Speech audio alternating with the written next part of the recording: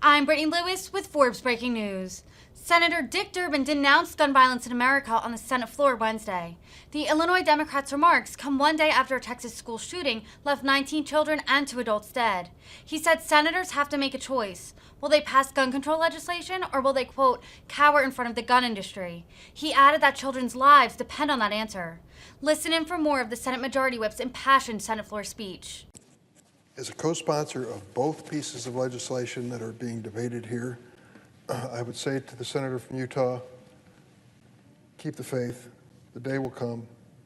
This legislation will see the light of day and I believe should become law along with Senator Klobuchar's bill. I believe both are good pieces of legislation. This is not the appropriate moment, but that moment will come. Madam President,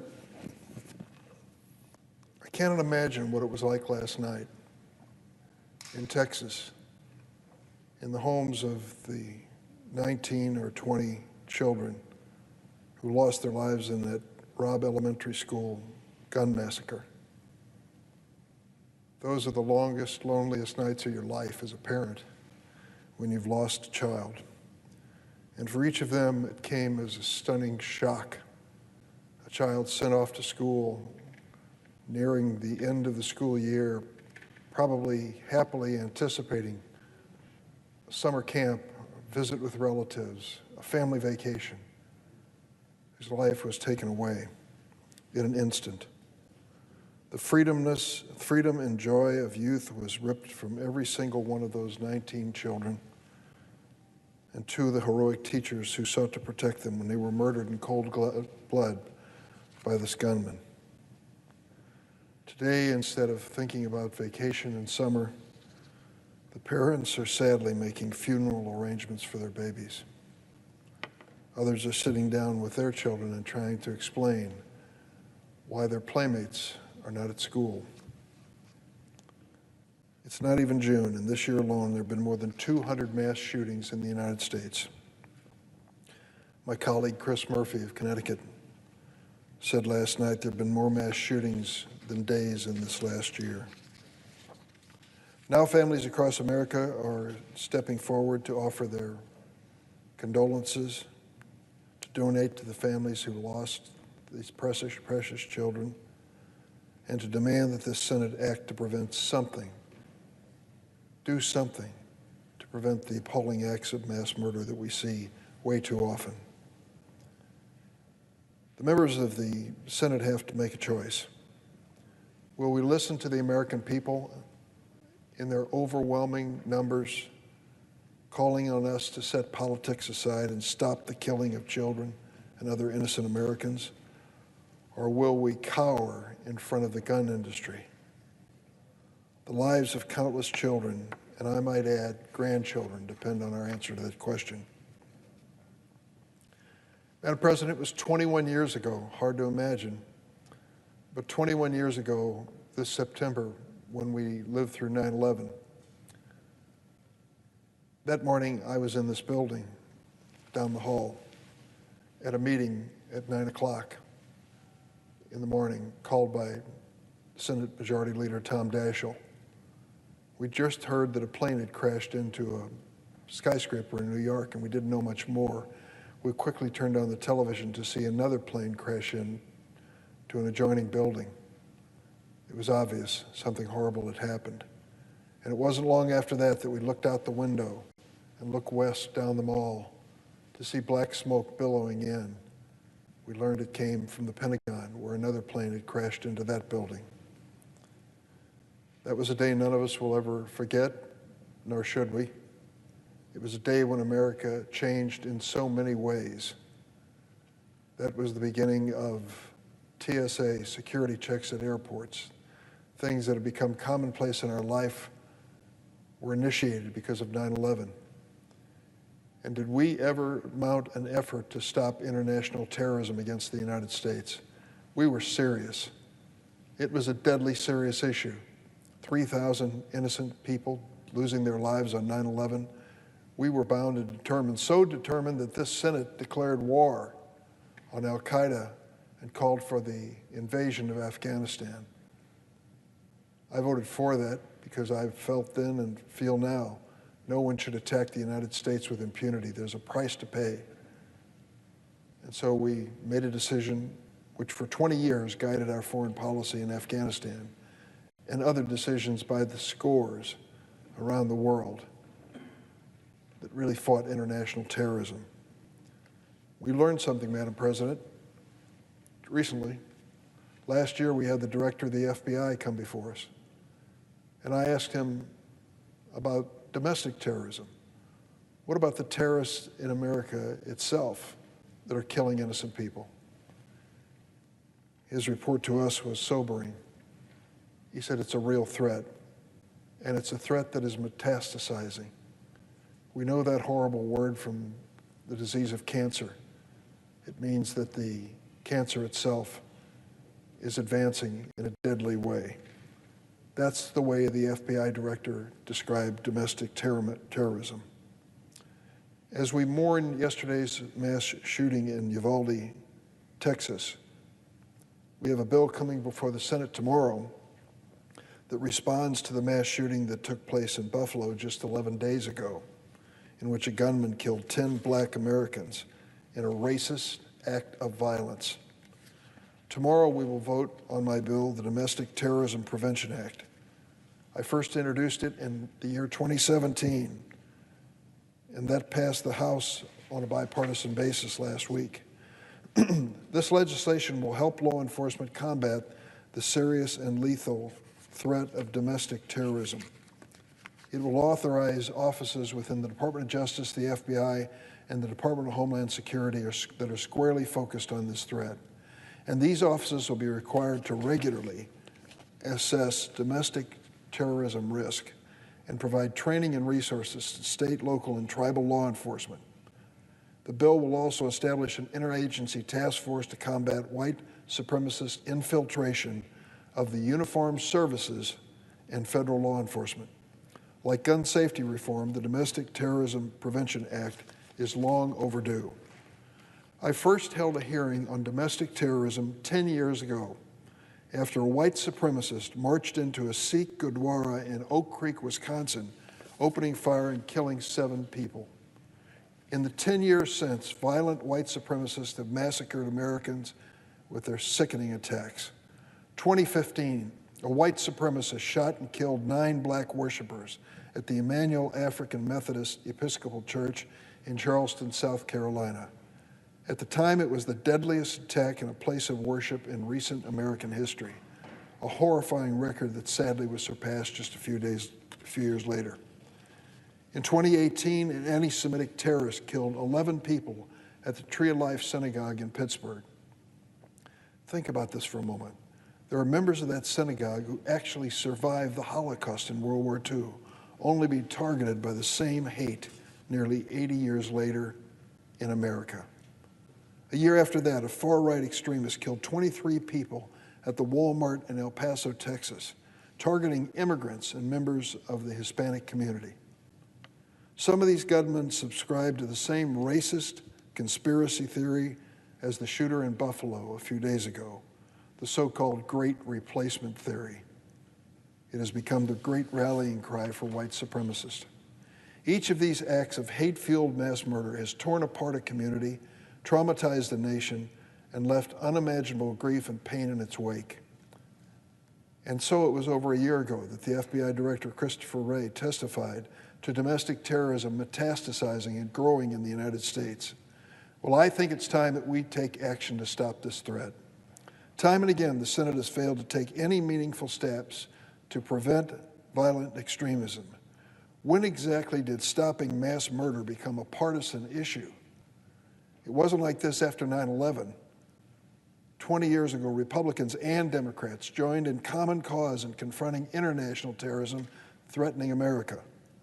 After that horrific act of mass murder on 9/11, we worked together on a bipartisan basis to reconfigure our entire national security apparatus. We created a new agency, the Department of Homeland Security, designed to prevent the next 9/11. To be sure, there were moments when we went off in the wrong direction. Over the years, we worked to rein in legislation like the Patriot Act and protect civil liberties of the American people. As lawmakers, our responsibility is to enact sensible solutions that save lives while also protecting our Constitution. That's exactly what the Domestic Terrorism Prevention Act is all about. It will improve data collection on incidents of domestic terrorism and strengthen federal coordination to combat it. That's why it makes no sense to me that there are Republicans who oppose it. The same Republicans who once took bold steps to prevent terrorism on an international basis now won't even allow us to debate a bill to prevent terrorism at home. There are actually Republican members of the House who are co-sponsors of my bill, the Domestic Terrorism Prevention Act, who just last week voted against it. Co-sponsors. What exactly is the reason for this Republican opposition? Well, one Senate Republican claimed that the Domestic Terrorism Prevention Act would be, quote, the Patriot Act for American citizens. That is phony and wrong. First of all, as I just mentioned, the Patriot Act was flawed. It was an excessive policy response to a nation in panic. I should know because I voted for it and then led the effort to change it. Here's why the Domestic Terrorism Prevention Act is different. Unlike the Patriot Act, it will not provide any new law enforcement or surveillance power to the government. It also does not establish a single new criminal offense. Let me repeat this. The bill that comes before us on domestic terrorism does not create any new federal crime, period. This is a modest bill with a simple goal. Ensure that the federal government devotes existing resources and authorities to what's been identified by the FBI as the most significant domestic terrorism threats. Who supports this bill? The Leadership Conference on Civil and Human Rights, Asian Americans Advancing Justice, the Arab American Institute, the NAACP, all of them and more support the Domestic Terrorism Prevention Act. I hope our Republican colleagues will join us in a bipartisan effort to keep America safe. Last week, I spoke of the courage and sacrifice of Aaron Salter, a retired police officer who was working as a security guard in that Buffalo grocery store at the time of the attack. When the shooter entered the store, Officer Salter jumped into action. He fired multiple shots at the attacker, but his skill and courage were not enough. He was outgunned. He had a pistol. The shooter had an assault rifle and a tactical vest. It's a scenario that sadly is becoming too common. We saw it yesterday in Texas. The attacker in yesterday's school shooting in Uvalde was also carrying an assault rifle, wearing a tactical vest. He reportedly shot 2 officers before entering the school and wounded a federal law enforcement official. Can the members of this Senate say in good conscience that we have done enough to protect the lives of police officers and the children in communities like Uvalde? Of course not. They were killed by people who never should have had a gun in the first place. With the Domestic Terrorism Prevention Act, this Senate can take the first step of many steps needed to save lives and reject hate. The next step is finally closing the loophole that allows guns to fall into the wrong hands. 10 years ago, after 26 little children, God bless them, were murdered by a disturbed gunman at Sandy Hook Elementary School, we voted to close gaps in the gun background check system, and we fell short. Will we finally close those gaps now after another school filled with little babies and children was targeted in a mass shooting? The CDC reported last week that for the first time in more than 60 years, car accidents are no longer the leading cause of death for kids and teens. As of 2020, the leading cause of death of children and adolescents in America is guns. Guns. Guns are the #1 threat to our children. When will we finally find the courage and the spine to pass common sense changes to our gun laws that the vast majority of Americans support? Well, this Friday, the National Rifle Association is holding its annual meeting in, of all places, Texas. A few of the politicians who are scheduled to speak at that gathering were among the first to send their thoughts and prayers to Uvalde. Well, I hope and pray they'll find the courage to stop cowering before the gun lobby and take action to save our children's lives. Let me address one last misconception about this bill. A number of my colleagues have said, well, why did you have to use the words white supremacist or neo-Nazi in the bill? Why did you want to focus on that? Let me make it clear that we are focusing on domestic terrorism, and that is why we mention white supremacism. The bill requires reports to Congress on all domestic terrorism activity, with a breakdown by specific category. The bill requires that white supremacist terrorism be one of those specific categories. We include this requirement because during the Trump presidential administration, the FBI was ordered to stop tracking white supremacist attacks as a separate category of domestic terrorism. Remarkably, the FBI stopped tracking white supremacist attacks in the middle of a spate of white supremacist violence, including the lethal attack at the 2017 Charlottesville Unite the Right rally and the 2018 Tree of Life synagogue shooting. This decision also came after an unclassified May 2017 Joint Intelligence Bulletin from the FBI and the Department of Homeland Security that found, quote, white supremacist extremism poses persistent threat of lethal violence, and that white supremacists were responsible for 49 homicides and 26 attacks from 2000 to 2016, more than any other domestic extremist movement. I'm not making this up. People are dying because of these extremists. We are asking the FBI and other agencies to identify the incidents of violence so that we can track them, find if they're growing or receding, train local law enforcement to recognize them. This bill does not require collecting of data on First Amendment protected speech at all, no matter how vile that speech may be. It only requires the FBI to provide a report to Congress on violent domestic terrorist activity that the FBI is already investigating. In fact, this bill does not provide any new law enforcement or surveillance powers to the government. It does not establish any new criminal offenses. This morning, there is an outrage over the violence that took place in Texas. The question is, can we channel this outrage into an active, productive effort to pass legislation to make America safer? We know what the problem is. We know what the challenge is with domestic terrorism. The question is, can we gather the information to put an end to it? Isn't that our responsibility? When it comes to our responsibility as senators and as citizens in this country? In the United States Senate, let's start with this bill. Domestic terrorism is for real. We saw a form of it in Buffalo, New York, and we're going to see it again, I'm afraid, unless we take it very seriously. Fighting terrorism used to be a bipartisan effort. I hope it will once again. Madam President, I yield the floor and suggest the absence of quorum.